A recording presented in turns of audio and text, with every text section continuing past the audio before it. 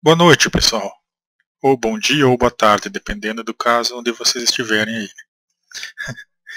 Nós vamos ver agora o que a gente deve fazer quando não é possível armazenar as sementes em conservação fora do local de coleta, ou seja, os casos em que não é possível armazenamento ex situ de sementes. Então existem dificuldades, nem toda semente pode ser armazenada. Notavelmente, sementes desse bioma, aliás, bioma não, cerrado. Existe uma discussão se ele é bioma ou não. Cerrado, né? Cerrado para alguns é bioma, para outros não é. Parece que mais certo é chamar de tipo de vegetação. Mas então, o cerrado é um caso onde existe muita reprodução assexuada e existe uma porcentagem muito grande de sementes inviáveis, ou seja, elas não possuem embrião. São sementes que às vezes até possuem um embrião, mas não germinam, né? Pelo teste do tetrazóleo anteriormente apresentado, não tem sementes viáveis e é uma característica desse tipo de vegetação. Está adaptado a pegar fogo, né? Resistir ao fogo, desde que não seja mais do que uma ou duas vezes por ano, que seria a intensidade de queimadas naturais numa certa área.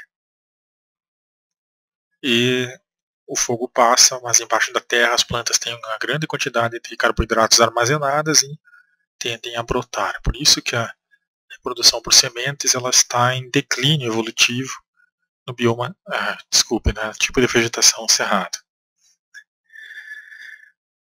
Bom, essa é uma figura que mostra a diversidade, né, do cerrado, a beleza do cerrado, e também algumas espécies que ainda, por exemplo, Solanum lycocarpum, eu tenho obtido sucesso em reproduzir por sementes.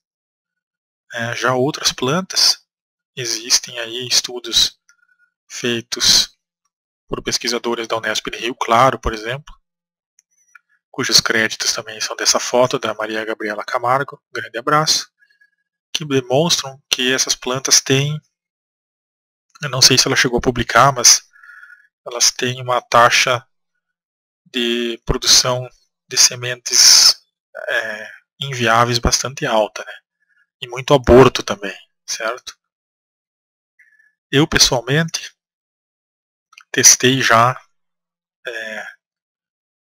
em muitas espécies, eu cheguei a pegar 30 espécies, as sementes que ela utilizava para fazer testes de cor, espectro de cor das frutas, e testes da composição química das frutas.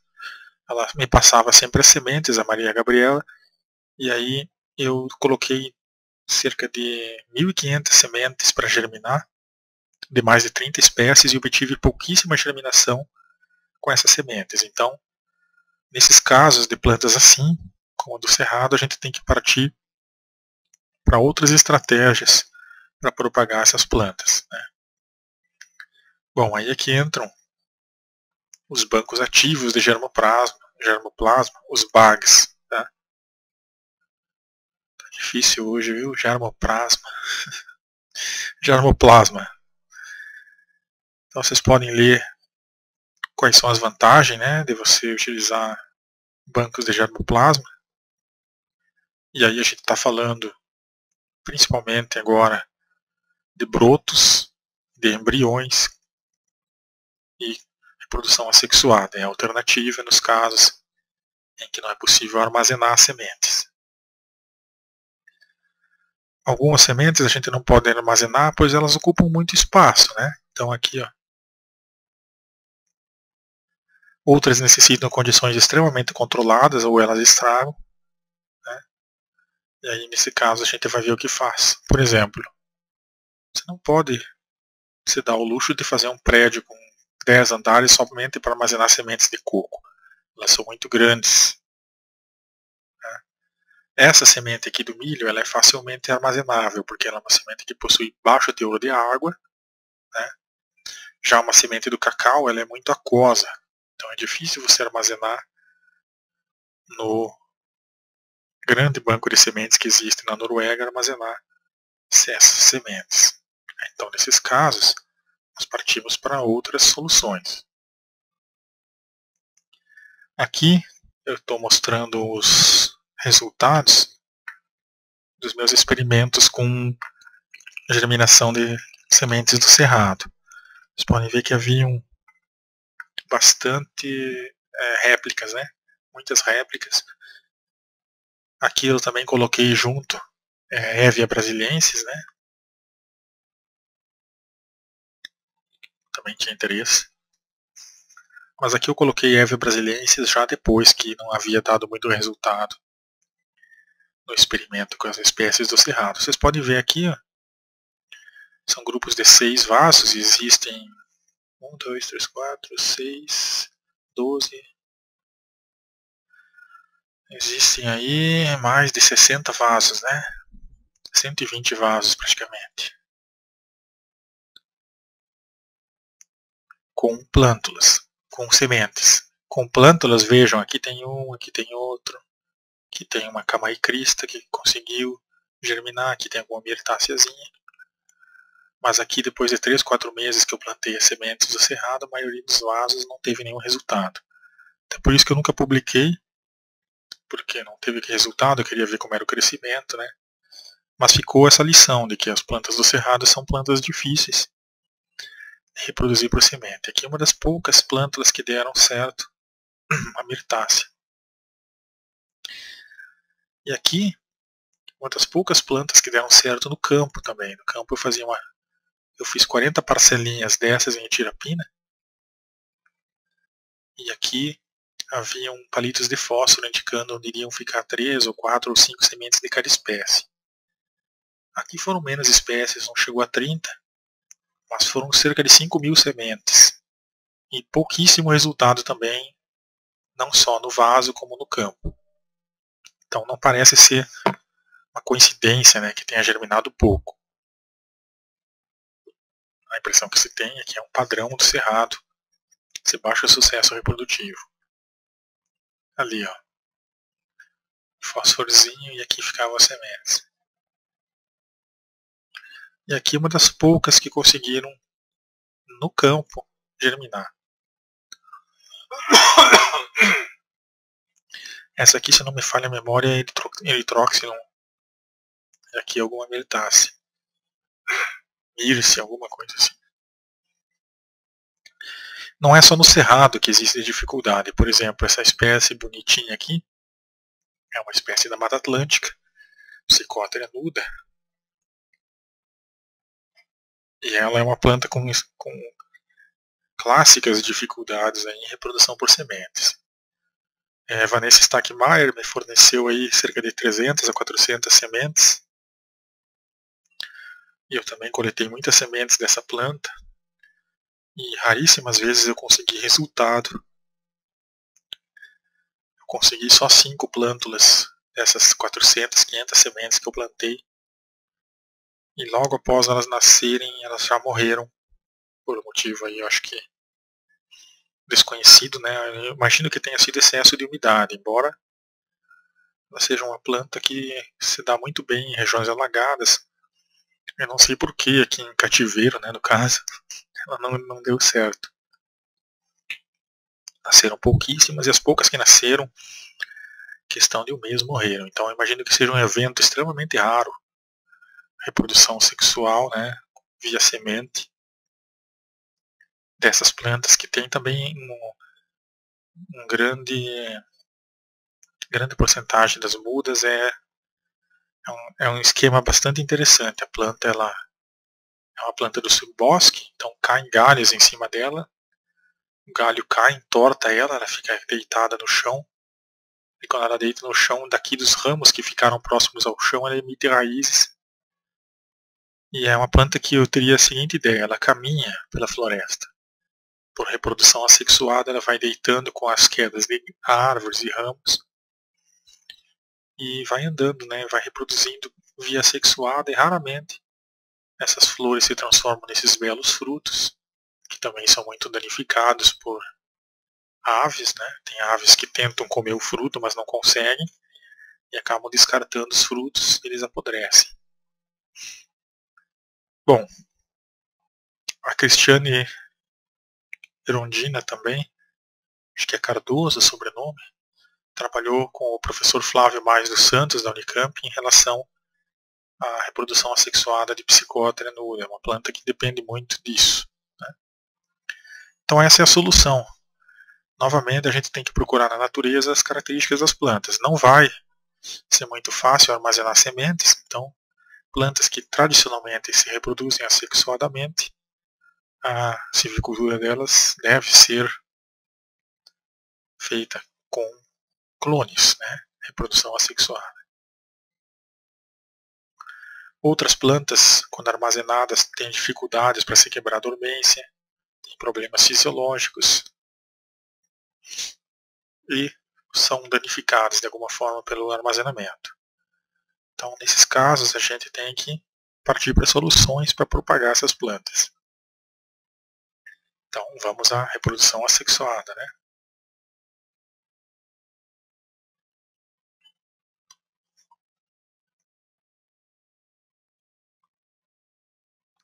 Desculpe aí ter que parar um pouquinho, estou com uma tosse forte e aí parar para tossir, aí eu sempre tenho que voltar aqui e continuar, desculpe. Então, como criar um banco de germoplasma, né? Nós temos que obter o germoplasma, a primeira coisa. Então vão ser sementes, vão ser também, no caso agora, brotos, estacas, meristemas, né? Depois a gente precisa obter uma licença, né? Para ter esse banco de germoplasma e também para coletar e intercambiar a informação, material também. Depois tem mais duas etapas aqui que depois eu comento um pouco mais. Pragas. Pragas é um problema, né? Muitas vezes a gente adquire sementes vindas de um outro banco de germoplasmas, elas podem conter pragas. Aqui tem uma lista de pragas que vem junto com uma espécie qualquer aí, geralmente vem algumas pragas junto, né? Então mesmo com todo o cuidado, né? A análise das sementes, né? Toda aquela parte que eu falei das regras de análise de sementes, visando manter uma qualidade, passa problema. Então você pode adquirir, se você quiser economizar tempo em todo o processo de produção de mudas na silvicultura, você tem essa alternativa de comprar sementes e montar seu banco de germoplasma depois com suas sementes. Só que essa é a via mais rápida, mais fácil, né? Adquirir sementes, mas pode conter aí algumas pragas junto. Então, quais são as características que a gente gostaria de ter nessas plantas que nós vamos propagar agora de forma vegetativa? Alta herdabilidade, morfologia, né? Fácil determinação, fenologia, ter um certo sincronismo na floração e frutificação depois.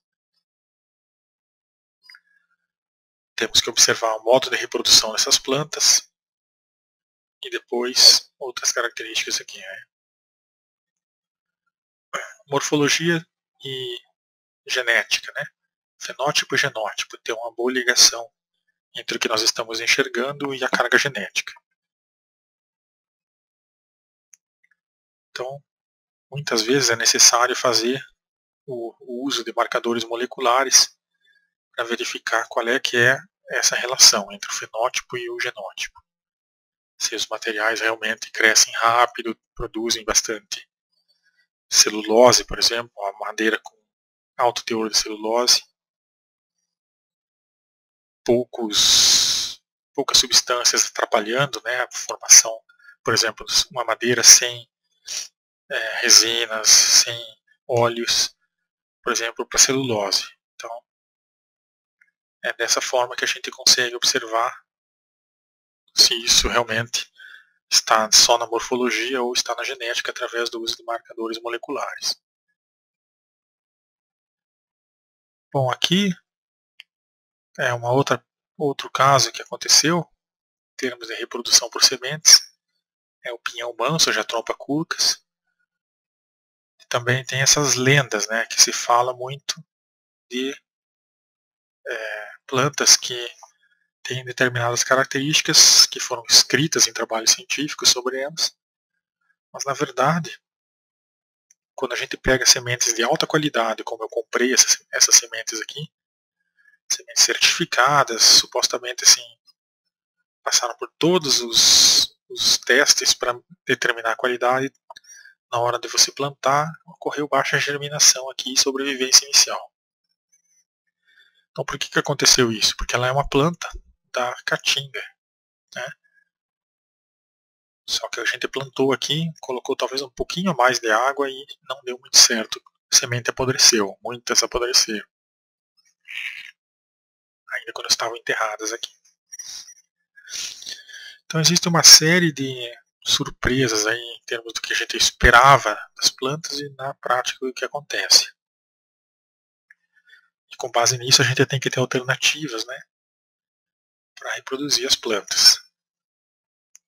Vou ter que tossir de novo, que coisa. Bom, essa palestra eu fiz em 2013, então agora vai aparecer umas coisas aí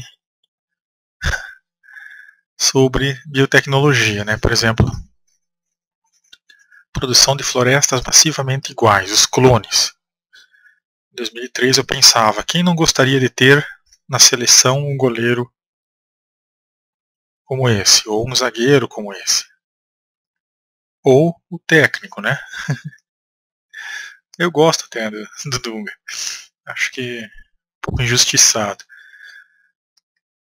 Quem não gostaria de ter no seu time vários destes, né? Ou Pato.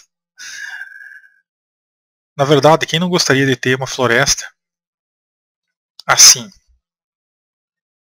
Se o seu objetivo é produzir celulose, aliás, madeira para móveis, essa é a planta ideal, né? Ela tem todas as características ideais. Vamos começar com o fato dela ser pioneira.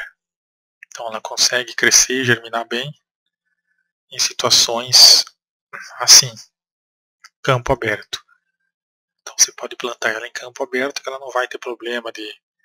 Se o solo for profundo, ela não vai ter problema, araucária no caso, né? Não vai ter problema de falta de água, essas coisas, ela é pouco sensível. Né? O maior problema dela é ter um solo bom e profundo.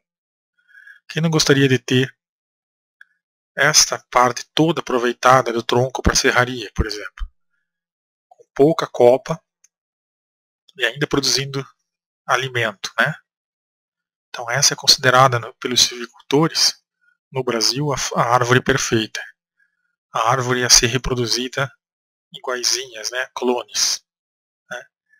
E aí a partir disso produzir, manejar uma floresta com uma certeza de que aos 7 anos eu vou fazer um tratamento e vou fazer o tratamento em todas as árvores, porque elas são quase iguais. Nasceram e cresceram quase iguais. Então os clones, além de eles servirem para recuperar uma etapa que as sementes são difíceis de armazenar, difíceis de produzir por sementes, os clones eles também servem para isso, para produzir uma floresta cujas práticas silviculturais depois, né, a desrama, que é a tirada de ramos que não servem muito para os propósitos, e o desbaste, que é a retirada de árvores, possam ser aplicados, todas as práticas silviculturais, na verdade, possam ser aplicadas em etapas, em meses, né? Por exemplo, em outubro de 2019 eu vou fazer um tratamento e não vou precisar em novembro repetir, porque algumas árvores cresceram mais devagar e eu tenho que ir lá de novo. Então esse é o objetivo principal da clonagem, reprodução assexuada. A araucária é a árvore ideal e ela não necessita, em princípio, ela produz muito bem por sementes. Tá? Só coloquei ela como exemplo de uma árvore que a gente gostaria de ter replicada em forma de clones devido a outras questões. Então os métodos de reprodução assexuada das árvores, visando a silvicultura, englobam desde pedaços grandes da planta até o nível celular. Então você pode partir de estacas até meristemas, né?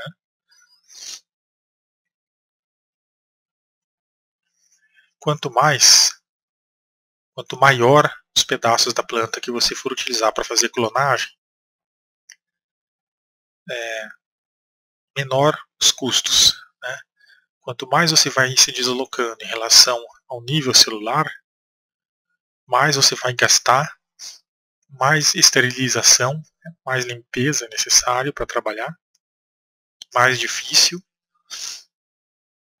e precisa de profissionais mais capacitados, com técnicas modernas e autoconhecimento de plantas, quanto mais para o nível celular você trabalhar. Aqui nas estacas de grande porte, ou seja, do tamanho de um dedo mais ou menos, um pouco maior, as estacas, baixo custo, tem que estar limpinho, é claro, mas não há tanto rigor, é mais fácil operacionalizar, não necessita profissionais altamente capacitados. Uma outra aplicação de você utilizar a reprodução das plantas por meio de estacas que enraizam através do uso de hormônios é que você pode ter uma planta cuja a copa é ótima por algum motivo, por exemplo, a produção de erva mate. E você tem uma parente próxima cujo sistema radicular é ótimo.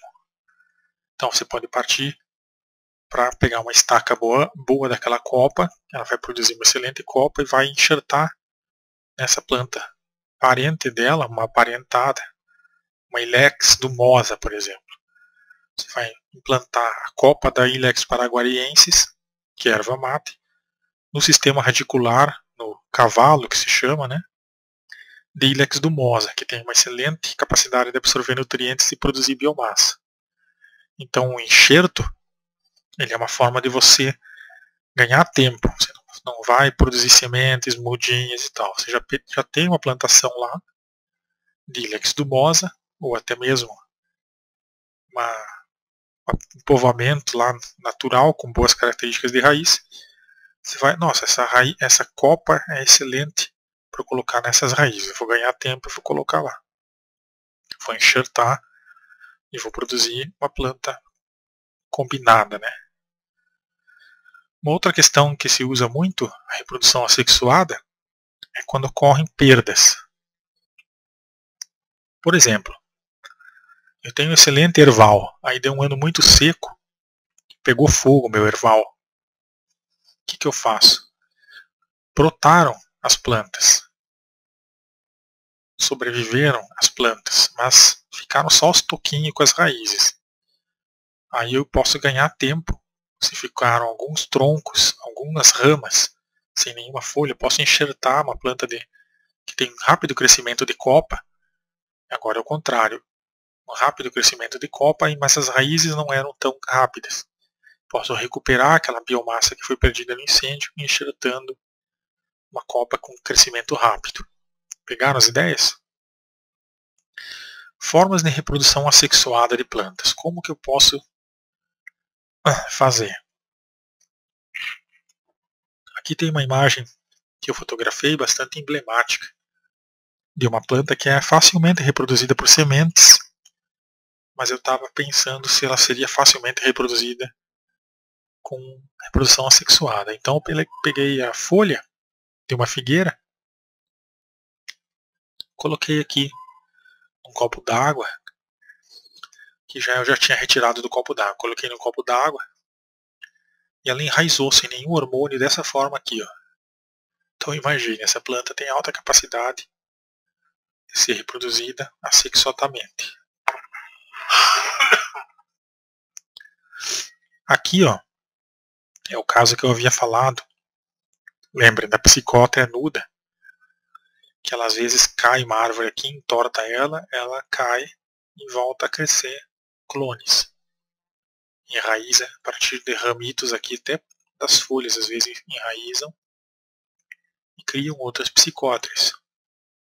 Então, imitando a natureza, a gente pode fazer bons métodos de reprodução. Então isso aqui deve ter sido observado e a pessoa fez igual no seu método de propagação silvicultural, né? Observou o fenômeno natural e resolveu reproduzir ele de forma a obter suas mudas de forma assexuada, né, por divisão. Outra coisa que deve ter sido observada na natureza é que muitas vezes acontecem deslizamentos de terra, né? E a terra deslocada pode cobrir um pouco a copa de algumas plantas. Depois pode vir um novo fluxo d'água mais limpo, lavar, e as pessoas devem ter observado. Nossa, ficou os ramitos ali enraizados. Então algumas plantas são reproduzidas assexuadamente da seguinte forma. Cobre com pá aqui, ó, terra, molha, espera, cresce, enraiza, corta, produz as mudas. Então esse é o primeiro método de reprodução assexuada de plantas, a divisão. E aqui vocês percebam que é no nível macroscópico, né? Grandes pedaços. Pois a gente vai ver os pequenos pedaços. Aqui também, com bambu, caso clássico. Nós não podemos esperar 50 anos para o bambu dar semente. Vocês sabem que o bambu, a cada 50 anos ele produz as suas sementes. Como é impossível esperar tanto, existe uma outra forma de produzir bambu, que é separar os júniores, né, os filhos dos pais aqui. Então, como é que faz isso? Você chega lá no bambuzal e cavoca, retira 2 ou 3 e planta eles separadamente. A grande massa de bambus que tem, pegando alguns, não vai acabar com isso aqui e vai produzir outros novos. E aí, você pode pegar desses aqui e fazer outras técnicas. Ou aqui mesmo, fazer o seguinte. Ó. Você vai com um saco de terra no bambuzal, envolve aéreamente aqui ó, os bambus com um saco de terra. Eles vão fazer isso aqui, ó, que é essa parte aqui, também funciona com bambu. Vai criar raiz aqui, ó, dentro do saquinho. Você retira os saquinhos, planta eles e vai ter novos bambus. Dessa forma você reproduz bambu. Enxertia tem uma série de formas aí de fazer, tá? O que é enxertia? Tem até um vídeo aí, depois eu posso mostrar o vídeo para vocês verem como que faz a enxertia. Então nada mais é do que a união dos tecidos de duas plantas, passando a formar uma planta com duas partes, o enxerto, ou garfo, ou porta-enxerto ou cavalo. Esses tecidos aqui entende-se por câmbio. A parte mais importante que você tem que lembrar na enxertia é que você tem que unir câmbio com câmbio. O que é o câmbio? O câmbio é a medula espinhal das plantas, onde se produz as células. Análogo à nossa medula espinhal, onde se produz o sangue, né? Todas as células sanguíneas. Então, se a planta tem uma medula espinhal, onde ela produz as novas células, é o câmbio. O câmbio é o tecido que está logo abaixo da casca, certo? Então, quando você fizer um enxerto, você tem que juntar a parte abaixo da casca de uma planta, que é um enxerto, certinho com o cavalo. Aí o seu enxerto vai dar certo. Se você juntar a casca de uma com o câmbio da outra, do câmbio que é vivo para a casca que é morta, não vai passar células e a planta, o enxerto não vai pegar. Lembrem de uma coisa, a única parte viva da planta, a parte do tronco ali, é o câmbio. O resto, a casca e o xilema para dentro, são tudo células mortas. A planta, de uma forma geral, Quando a gente enxerga uma árvore ou enxerga até um arbusto, mas no caso das árvores, a maioria do que a gente está vendo é morte, é planta morta. Somente as folhas e o câmbio e algumas partes mais internas da casca ali que estão vivas. O resto está tudo morto. Lá para dentro o xilema, o cerne da árvore. A gente tem a ideia de que olha para uma árvore e está tudo vivo e bonitinho. Não é assim. A maioria da árvore ela é morta. Bom, câmbio sempre deve encontrar câmbio. Então agora câmbio final e a gente vai para outro slide. Então eu já tinha falado sobre isso, né? Uma das utilidades do enxerto é recuperar plantas que foram atacadas. Por que chama de garfagem? Porque o que a gente vai fazer com a planta, né? Aqui está o enxerto, aqui está o cavalo embaixo, é mais ou menos um encontro de dois garfos. Olha aí. Então aqui está o enxerto, ele vai entrar lá. E aí aqui tá um pouco errado essa figura, ó, essa parte aqui. Poderia ficar melhor do que está aqui, né? Ó. Aqui, ó, câmbio da pontinha do enxerto está encontrando o V aqui da forquilha embaixo. Ó. Então aqui tem câmbio com câmbio, mas aqui poderia ter câmbio, ó, com câmbio. E não tá, ó. Aqui está câmbio com cerne e aqui está câmbio com ar, né? Câmbio do porta-enxerto aqui está em contato com o ar. Quando isso aqui funciona bem direitinho, eles encaixam de forma que aqui também encaixa, não fica essa parte branca. Então essa é uma garfagem, a ilustração não está tão boa. Vamos ver se aparece uma ilustração melhor. Então fiz a minha animaçãozinha aqui, ó, da garfagem, ó. Não vão esquecer mais, né, da garfagem. Encostia é uma outra forma. Acho até mais interessante, embora possa entortar a planta, né? Você faz um pequeno corte, expondo somente os câmbios e encosta eles, ó. Fica bem melhor, eu acho. Borbulha. Também é interessante, porque aqui, ó, você causa menos impacto. Aqui é uma coisa mais radical. Você pode machucar tanto as plantas fazendo isso que elas morrem. Já aqui é baixo impacto. Ó, você corta uma pequena lasca de uma planta. Aqui, ó. Essa é a lasquinha. E lá faz um pequeno lugar para receber. Ó. Aí crava ela lá, faixa em faixa. Diríamos que isso aqui seja uma cirurgia local, com anestesia local, e aqui você precisa de anestesia geral para esses pacientes. Então é mais ou menos esse tipo de impacto que você teria aí.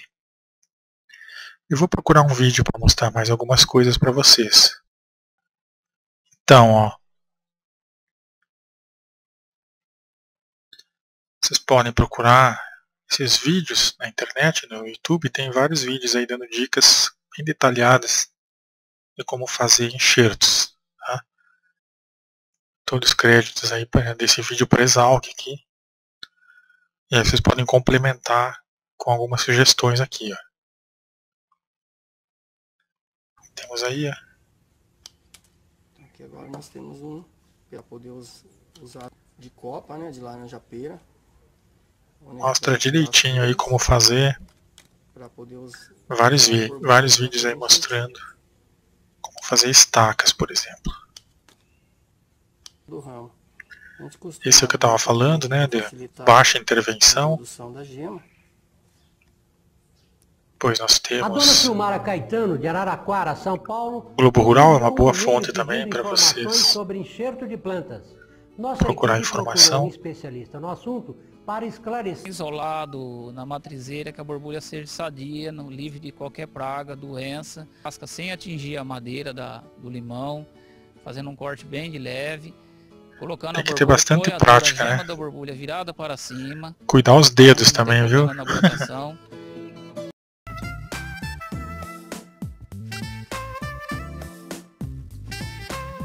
Aí mais um.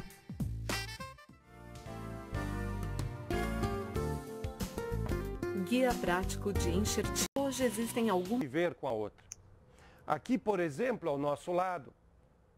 Tá aqui para vocês procurar depois a fonte, ó. Aqui, que foi enxertada nesta posição. Para que? Bom, fica as dicas aí para vocês se aprofundarem nesse assunto. Aqui nós temos mais algumas ilustrações, né, mostrando os cuidados que temos que ter no momento de reproduzir as plantas assexuadamente.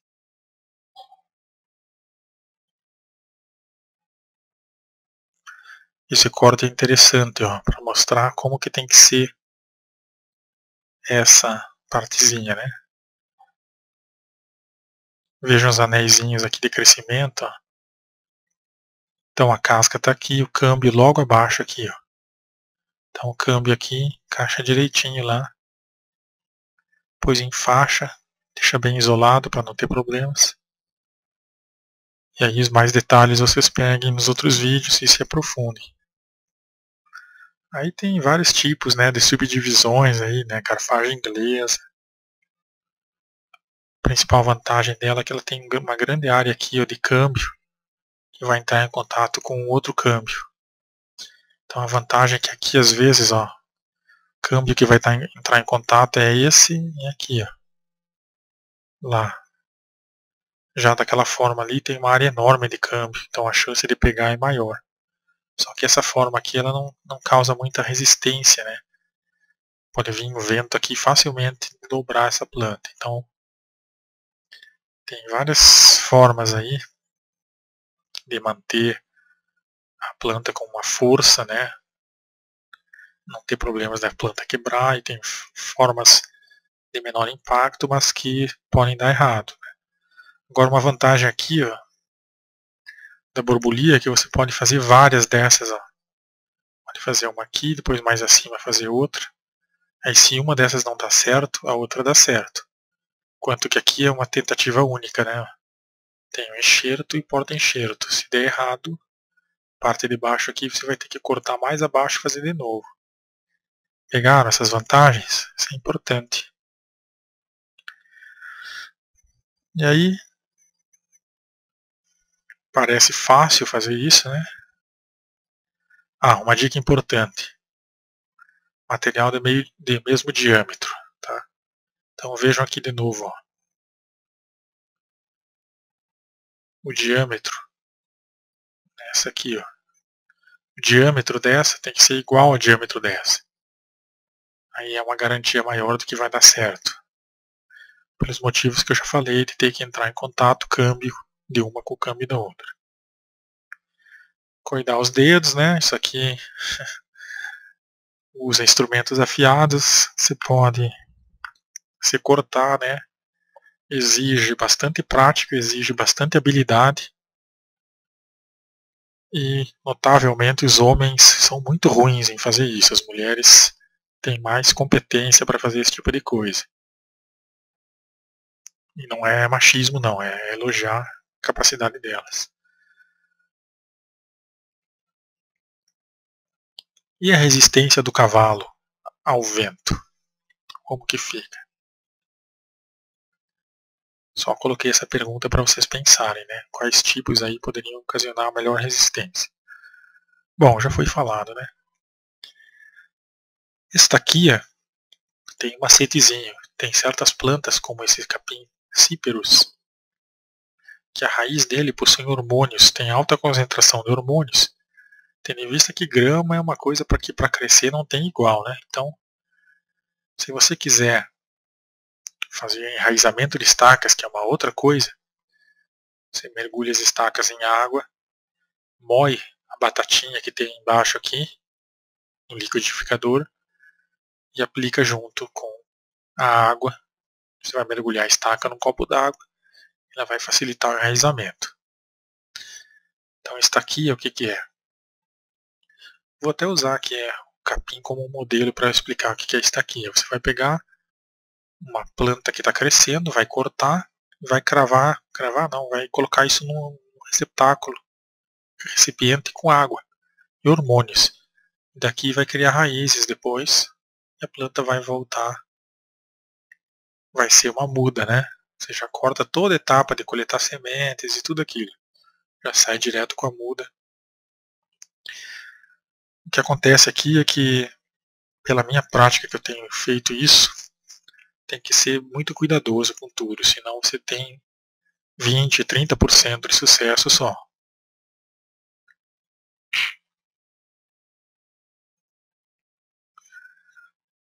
Vamos ver um pequeno vídeo com mini estacas para ver como é que faz isso.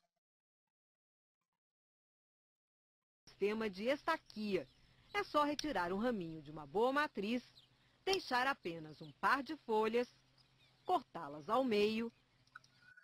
Então, você pega um ramo legalzinho, né, da planta, tira as folhas ou deixa meia folha só, para essa parte aqui não comprometer muito a perda de umidade na planta, né? Ela pode respirar e transpirar muito e você pode perder a planta por morte, né? Ela pode secar e morrer. Então, você corta uma estaquinha de 5, 10 centímetros, tira as folhas e aí coloca ela. Alguns colocam em água, outros podem colocar diretamente já na terra, como a gente vai ver aqui, ó. E plantar Olha aí, ó. as estaquinhas numa bandeja como essa. No sistema orgânico é proibido usar hormônio para ajudar no enraizamento das estacas. E aí é que vai usar A fazenda está usando uma alternativa ciperácea. no mínimo original para fazer esse serviço. Olha só, eles preparam uma calda com a batata da tiririca. Pra quem não Então a conhece, batatinha da tiririca essa é que vai ser daninha, utilizada considerada praga, como hormônio. se alastra com muita facilidade e é difícil de... Aí. Gente, depois de 5 dias, dá máximo uns dias, começa a enraizar e começa a sair as galinhas. E aqui ele vai mostrar as bandejas, ó, sem hormônio e com hormônio. É um teste, olha só. Vocês podem procurar o vídeo aqui depois, ó. Essa aqui não vai mostrar aí dá logo para ver a diferença, né? esses resultados. Não receberam a calda de... Muito útil, muito bom, funciona a tiririca. Bom, uma outra aplicação de estacas na silvicultura também é a utilização delas para a contenção de áreas degradadas, né? Por exemplo, aqui tem duas fotos aí da tese do Fabrício Sutili. Ele trabalhou muito com o uso de estacas de Salix, que é uma planta que normalmente ocorre em margem de rio e tem uma facilidade grande de enraizamento. Ele colocou as estacas, e as estacas, depois que ele deu uma diminuída aqui nessa inclinação, né, para proteger o rio, ele deu uma diminuída aqui, fez um ângulo que poderia plantar as plantas com mais facilidade, protegeu toda a margem, ajudou a arrumar tudo aqui e veio com as estacas para recuperar áreas degradadas. Então, muito interessante essa aplicação das estacas. Percebam aí, ó, como ficou legal depois. Aqui, todos os créditos aí para o autor Fabrício Sutili e sua tese de doutorado em 2007. Depois fica bonitinho o rio, não só bonitinho como preservadinho. Bom, está aqui então. Eu já tentei fazer com algumas turmas vários experimentos. É uma técnica difícil, precisa estar tudo muito limpo, precisa deixar os vasinhos sempre com água, nunca pode deixar um vasinho baixar o nível da água, não pode cair inseto, sujeira dentro do vidrinho com a água, né, do vasinho com a água, senão dá problema, né? E aqui é mais umas perguntas que nós tínhamos em aula, né? Às vezes a gente utiliza estacas muito finas, elas possuem pouca reserva nutricional dentro da planta para dar início à produção das raízes, né? E os nós também, né? Tenham cuidado aí em pegar estacas que apresentem um ou dois nós pelo menos, pois ali tem uma certa reserva de nutrição. E aqui a enxertia do umbuzeiro, né? Mostrando essa planta no Nordeste, como eles fazem enxertos para produzir essa frutinha. Perceba o tamanho das estacas aqui, são bem grandes. Né? E aqui a garfagem, né? E aí eu aviso, né? Cuidar com os dedos aí. Muito bem. Temos tempo ainda para falar de clones. Então vamos falar de clones. Então essa parte que nós estamos falando são clones, clonagem. Agora vamos entrar em alguns aspectos mais teóricos aí da clonagem. Então quando a gente encontra algo que nos agrada muito, a gente gostaria de ter muitos iguais, né? Então daí que surgiu a ideia de clonar plantas, no caso. E uma coisa interessante sobre a teoria da clonagem é o que está escrito aqui, ó, né? Uma sementezinha, por melhor que ela seja, irá originar somente uma planta. Enquanto que, quando a gente usa estacas, você reproduz aquela carga genética daquela planta várias vezes. Você reproduz várias vezes. Tá difícil hoje, viu? Bom, uma curiosidade sobre os clones. Os clones já dominaram o nosso mundo. Então já houve uma época no passado que os clones eram a maioria das plantas que existiam no planeta. Tudo clone. Claro, as espécies e seus clones, né? Vejam aí, ó. Período siluriano, primeiras plantas que existiram, a porcentagem da flora era quase 100% clones. E aqui o número de família de plantas que possuíam clones. Essa escala provavelmente aqui deve ser em centenas, né? Então aqui não deve ser só duas famílias, devem ser 20 famílias. Aqui devem ser 1.000, 100.000, 10.000 espécies, né? Ao longo do período evolutivo, tem se diminuído o número de espécies da nossa flora com clones, né? Atualmente, não, essa escala aqui não é em termos absolutos, ela é em porcentagem. Esqueçam o que eu falei então, aqui 15% da flora atualmente tem clones, quando há muito tempo atrás existia praticamente 100% da flora com clones, em termos de espécies. Curiosamente, em termos de famílias, tem aumentado o número de famílias de espécies que possuem clones. Então a gente está testemunhando uma diversificação de espécies que possuem clones e de famílias e uma diminuição em termos absolutos de espécies, né? Esse é o fenômeno que está acontecendo. Então os clones naturais que existem no nosso mundo.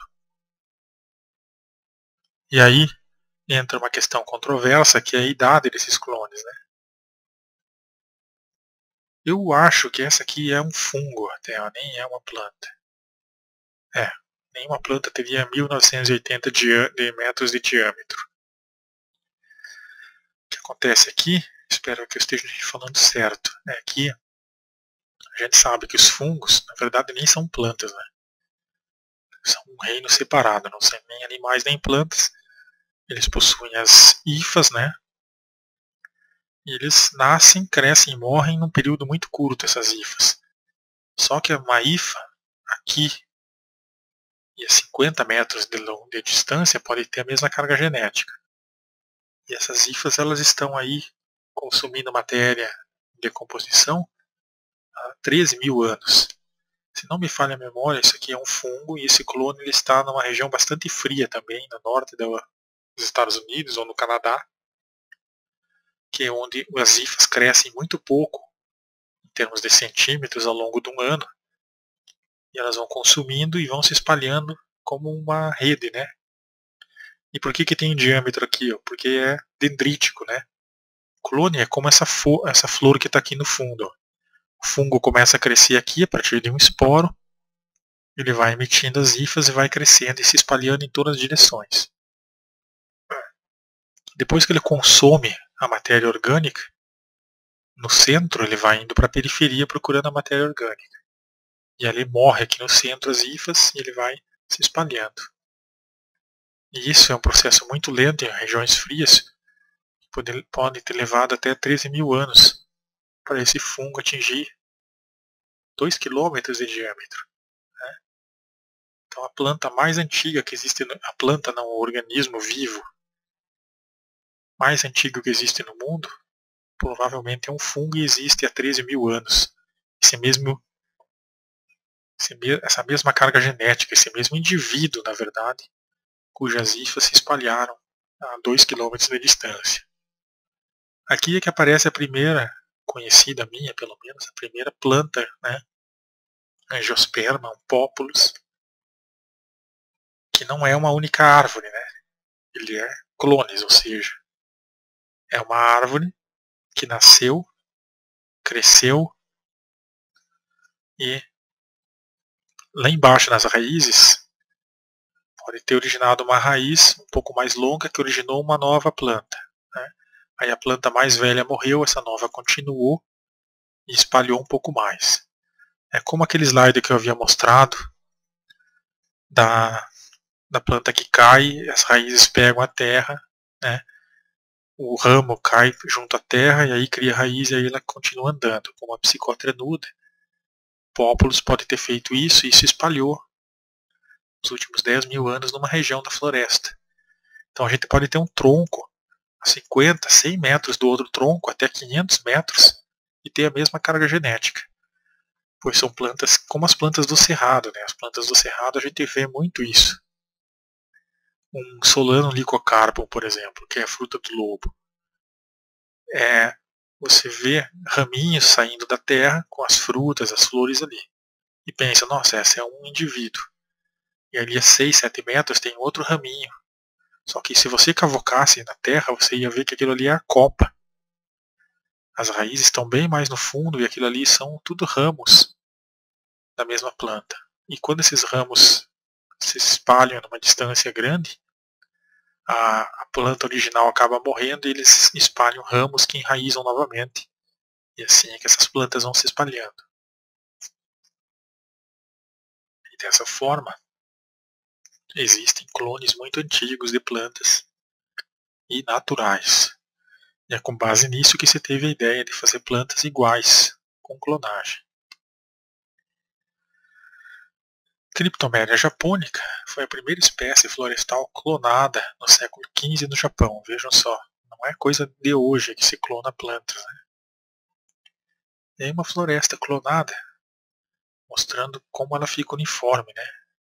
Que é o que as pessoas que trabalham com a indústria querem, né? O silvicultor que trabalha com a indústria quer. Por exemplo, se essa planta produz resina, ou é uma seringueira que produz látex, ou é uma copaíba que produz óleo, substâncias aromáticas, ele sabe que se ele plantar um clone cuja ecologia é conhecida, ele pode ter uma certeza que desse indivíduo, quando esse indivíduo começar a produzir óleo, todos vão produzir. Questão de 15 dias, 20 dias, um mês, ele vai ter a floresta inteira produzindo óleo. E aí ele vai colocar aqui uma espécie de tubo que coleta o óleo, ou coleta o látex, no caso da seringueira, e ele vai poder chegar com 50, 60 pessoas aqui nessa mata e falar o seguinte: bom, hoje é o dia que nós vamos instalar, daqui 3 meses a gente vai coletar e todas as árvores vão ter produzido óleo, pois são clones. Então essa é uma vantagem absurda na silvicultura, o uso de clones. E aí está a primeira planta clonada no mundo, Cryptomeria japonica. Na Europa começou em 1900.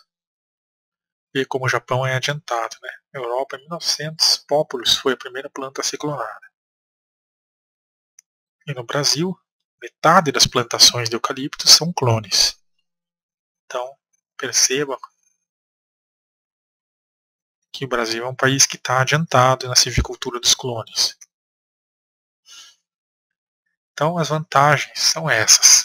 Algumas eu já comentei, aí tem mais duas. Só fazer aqui um pouquinho para mostrar aqui os plantios aqui com clones, ó. Deve ser Riocel ou Rigesa, alguma empresa de celulose com os clones aí plantados de eucaliptos. Então você tem uma floresta que você sabe todas as etapas que uma planta vai cumprir, a outra planta ao lado provavelmente vai cumprir. E você vai conseguir economizar muito em termos de tratamentos silviculturais. A vantagem dos clones, vamos continuar então. É mais rápido, você não precisa esperar a planta produzir sementes, coletar, toda aquela